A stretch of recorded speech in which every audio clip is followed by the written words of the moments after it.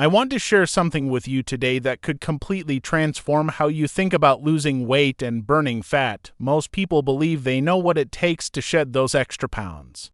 But here's the truth: there's a massive gap between what we think we know and what actually works. You might be doing everything right on paper, eating less, moving more, staying disciplined, yet the scale refuses to budge. The real problem isn't your willpower or your dedication.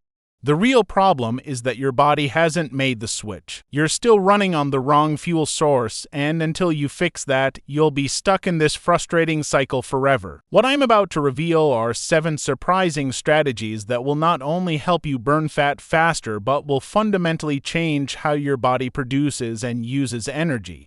These aren't your typical weight loss tips. Some of them will challenge everything you've been told, and that's exactly why they work. Let me start by painting a picture of where most people are right now. Your body is like a car that's been running on low-grade fuel for years. You wake up, you eat breakfast, your blood sugar spikes, you get a burst of energy, and then a few hours later you crash. So, what do? You reach for another snack, another coffee, another quick fix to bring your energy back up. This happens over and over throughout the day. You're living on this roller coaster of energy highs and lows. And your body never gets the chance to tap into its real power source, which is fat. Here's what most people don't realize: the average thin person carries over 100,000 calories of stored fat on their body. Think about that for a second. 100,000 calories just sitting there waiting to be used, but if your body doesn't know how to access it, all that potential energy might as well not exist. You're starving while sitting on a gold mine. Now, here's where things get interesting. What we're really talking about is something called fat adaptation. This is not the same as just being in ketosis for a few days. A lot of people think that if they cut carbs for 3 or 4 days and their body starts producing ketones, they've made it. They think they're burning fat now and everything should be easy from here, but that's only the beginning. True fat adaptation, where your body becomes an efficient fat-burning machine, takes time. It takes anywhere from 1 to 3 months for most people to fully get there. I know that might sound discouraging, but here's the good news: once you reach that point, everything changes. Your relationship with food changes, your energy changes, your mental clarity changes, even your mood changes. It's like upgrading your entire operating system. So how do you know when you've actually become fat adapted? There are clear signs your body will give you, and these are important to recognize because they tell you you're on the right track. First, you'll notice that you can go much longer without eating. That desperate hunger that used to hit you every few hours just disappears. You'll sit down for a meal and realize you actually forgot to eat lunch, and you feel completely fine. Second, your cravings for carbs vanish. This is huge because trying to stick to any eating plan while constantly craving bread, pasta, and sugar is absolutely miserable. When those cravings disappear, following the plan becomes effortless. Third, your energy becomes rock solid. No more afternoon crashes, no more needing that coffee just to function. You wake up with energy, you maintain it throughout the day, and it's consistent. This makes perfect sense when you understand that fat calories contain more than double the energy of protein or carbohydrates. You're running on premium fuel now, but the benefits don't stop there. Your mental performance goes through the roof. You'll find yourself more focused, more creative, better able to concentrate on complex tasks. Your ability to learn and retain information improves dramatically. And here's something that surprises most people: your mood elevates. Fat adaptation has this remarkable effect of reducing anxiety and depression. You just feel genuinely better, more stable, more like yourself. Then there's your physical endurance. When you exercise while fat adapted, you can go much longer without hitting that wall. People who aren't fat adapted run out of glucose quickly during exercise because we don't store very much of it. When you're burning fat, you have access to those 100,000 calories I mentioned earlier. You become almost unstoppable. Even your sleep improves, and you might find you need slightly less of it while feeling more rested than ever before. Now, before I give you these 7 game-changing strategies, I want you to think about something important. There are 15 different factors that affect your metabolism and your ability to burn fat. These include your genetics, your age, your environment, your food choices, your hormones, your muscle mass, your exercise routine, your stress levels, your nutritional status, your sleep quality. When you eat and when you don't, the medications you take, the chemicals in your food, your metabolic rate, and your overall health reserve. That's a lot of variables, and I want you to ask yourself right now which one of these feels the most difficult for you to control, which one feels completely out of your hands. Because here's the truth that might surprise you. You actually have the ability to influence every single one of these factors, even the ones that seem impossible. Take genetics, for example. A lot of people use their genes as an excuse, saying they were just born with a slow metabolism or their whole family is overweight, so they're doomed. But have you heard of epigenetics? That's the study of how your environment and behaviors can actually change how your genes express themselves. You can't change the genes you were born with, but you can absolutely change how they function through your diet, your stress management, your sleep, and your overall lifestyle. What about age? Can you control that? Well, you can't stop time, but you can absolutely slow down the aging process and even reverse some aspects of it through the choices you make every single day. The point is, whatever factor feels like your biggest obstacle, that's exactly where you need to focus your attention, because that's your greatest opportunity for breakthrough. Let's talk about the first surprising strategy. And this one might shock you. It's about exercise, but probably not in the way you think. You likely already know that high-intensity interval training is excellent for fat burning and stimulating growth hormone. You might know that sprinting is one of the best forms of this type of exercise, but here's what you don't know. The benefit of exercise doesn't happen during the exercise itself. During the workout, you're actually stressing your body out, breaking it down. The real magic happens afterward, during the recovery period. This is where so many people get it completely wrong. They think more is better, so they exercise every single day, sometimes twice a day, pushing themselves to the limit, and then they wonder why they're not losing weight. I've seen this pattern hundreds of times. I had one gentleman who was exercising 3 days a week and couldn't lose a single pound. I told him to cut back to just 1 day per week, and that's when the fat finally started melting off. Another woman worked out every single day for an entire year and lost maybe 1 or 2 pounds total. We reduced her exercise to twice a week, helped her sleep better, and the weight started dropping. The lesson here is profound. Your body needs time to recover and repair. That's when the actual fat burning and muscle building occurs. If you're constantly breaking yourself down without adequate recovery, you're sabotaging your own progress, so try exercising less frequently, but with higher intensity. Once or twice a week of really solid workouts might be exactly what your body needs. The second strategy involves something incredibly simple that you can do right before bed. Take a tablespoon of apple cider vinegar in about 4 to 6 ounces of water, maybe an hour before you sleep. Why does this work? The acetic acid in apple cider vinegar slows down your liver's ability to produce glucose during the night. This helps lower your blood sugar levels. And since fat burning is fundamentally about fixing insulin resistance, this small habit can make a massive difference. I've had countless people add just this one simple thing to their routine and suddenly start seeing results after months of being stuck. Now let's talk about sleep.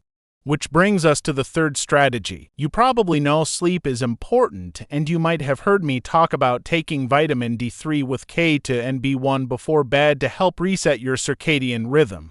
You might know about breathing techniques like slowing your breath through your nose to help you fall asleep faster and reduce stress. But here's the surprising part. If you have the ability to take a nap during the day, even just 30 minutes, do it. This can dramatically accelerate your fat burning progress.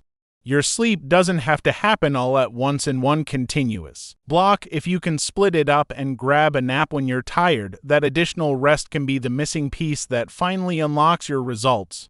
Many people who struggle to sleep well at night find that adding a daily nap completely changes their ability to lose weight. The fourth strategy is all about stress management, and this is critically important because stress increases cortisol. Cortisol increases insulin, and insulin completely blocks fat burning.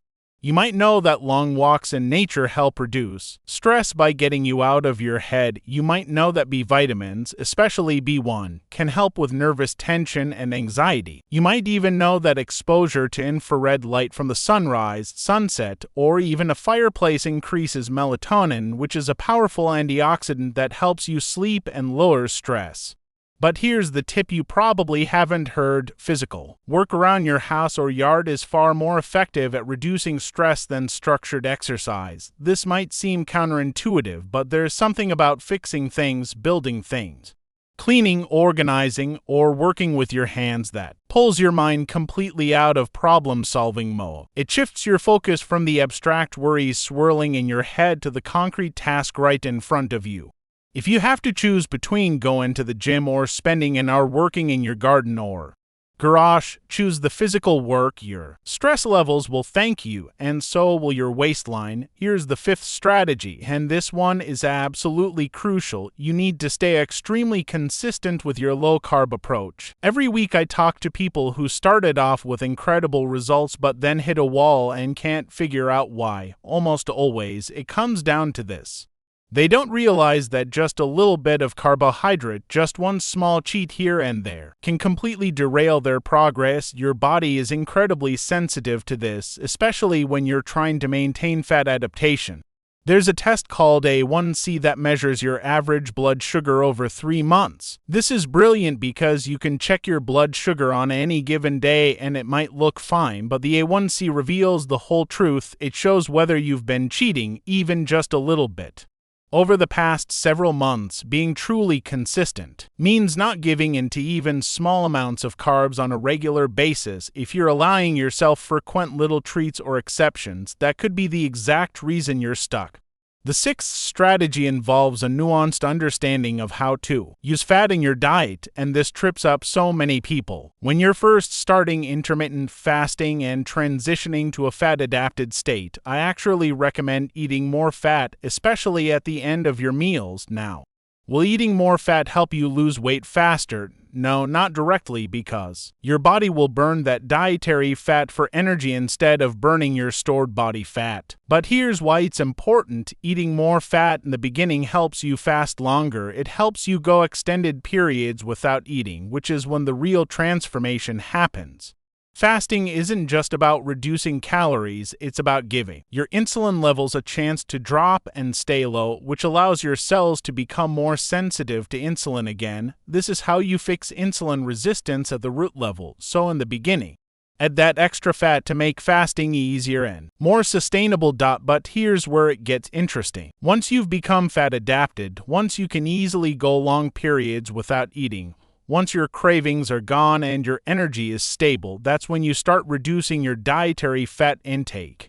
I'm not saying go low fat, I'm not saying cut out fat entirely, I'm saying stop adding extra fat unnecessarily. Stop adding MCT to everything, stop eating huge handfuls of nuts after meals, skip the fat bombs and keto desserts. Why? Because now that your body is fat adapted, it knows how to burn fat efficiently. By reducing your dietary fat intake, you force your body to burn more of your stored body fat instead.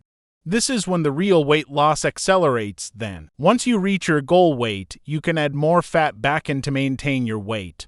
Just never go below about 75 grams of fat per day because your body needs that for essential functions, hormone production, and overall health. The seventh and final strategy might surprise you because it's about food quality, not just macronutrients. I've noticed something fascinating over the years. Americans who travel to certain European countries often lose weight even though they're not eating less. In fact, they're usually eating more and enjoying all sorts of foods. So why does this happen? The answer is nutrient density. In many European countries, the food is simply more nutritious, it's less processed, grown in better soil, raised more naturally. When your body gets the nutrients it actually needs, your metabolism functions better, your hormones balance out, and you naturally lose weight. Meanwhile, when Europeans come to America and eat our food, even without increasing calories, they often gain weight and their health deteriorates. This is because so much of our food is nutritionally empty, full of chemicals and processing. Some people will tell you that you can do dirty keto,